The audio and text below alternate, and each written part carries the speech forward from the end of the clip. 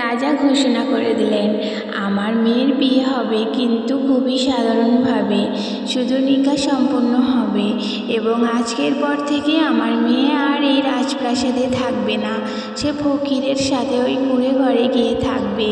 রাজা প্রচণ্ড রেগেছিল। সে কোনোদিনও চায়নি তার মেয়ে বিয়ে হোক ওই ফকিরের সাথে। রাজা ভেবেছিল রাজকুমারী এই সব ভোগবিলাসী ছেড়ে যখন ফকিরের কুঁড়ে ঘরে গিয়ে থাকবে, তখন এর চেয়ে আর বেশি শাস্তি কী হতে পারে। কিন্তু সবচেয়ে অবাক করা বিষয় ছিল, রাজকুমারী একথা মেনেও নিয়েছিল। সে বলেছিল, ঠিক আছে, আমি ফকিরের সাথে ওই কুঁড়ে ঘরে গিয়ে থাকবো। যখন আমি তাকে বিয়ে করেছি তখন আমার স্বামী যেখানে থাকবেন আমিও সেখানে থাকবো। রাজার আদেশে রাজকুমারী ফকিরের সাথে চলে গেল। ফকিরের ঘর ছিল মাত্র একটা গাছের নিচে ছোট্ট একটা কুঁড়ে ঘর। সেখানে পৌঁছে তার স্ত্রীকে বলল, এটাই আমার ছোট্ট একটা আশ্রয়।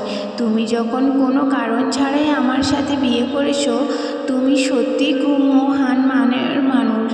কিন্তু আমার কাছে এমন কিছুই নেই, আমি সারাদিন না খেয়ে থাকি। যদি কোনো কিছু পাই তাহলে খাই। তুমি কি আমার সাথে থাকতে পারবে?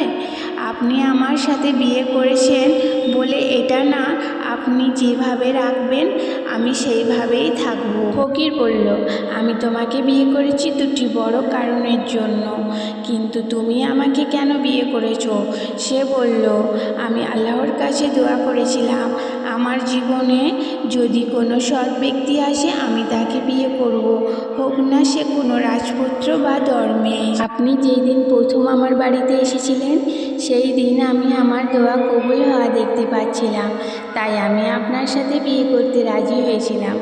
এই কারণে আমার আব্বাজান আমার উপরে এত রাগ করেছে। এরপর যাই হোক না কেন, আমি আপনার সাথেই থাকতে রাজি আছি। সে অনেক ধৈর্যশীল ছিল। ফকির এমন একজন স্ত্রী পেয়ে প্রচণ্ড খুশি ছিল। তারা স্বামী স্ত্রী সারাদিন না খেয়ে থাকতো আর সারা রাত আল্লাহর ইবাদত করত। ফকিরটা কোনো কিছুই উদ্দেশ্য ছাড়া কোনো কিছুই করতো না। রাজকুমারী সেটা খুব ভালো করেই বুঝে গিয়েছিলেন। একদিন ফকির কোনো কারণে জঙ্গলে গিয়েছিলেন। তখন এক অচেনা লোক রাজকুমারীর সাথে দেখা করতে এসেছিলেন। সেই লোকটি ছিল রাজার পাঠানো একটা চাকর।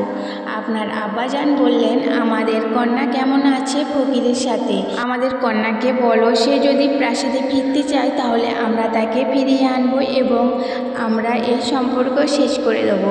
তৃতীয় পার্টের জন্য কমেন্ট করো।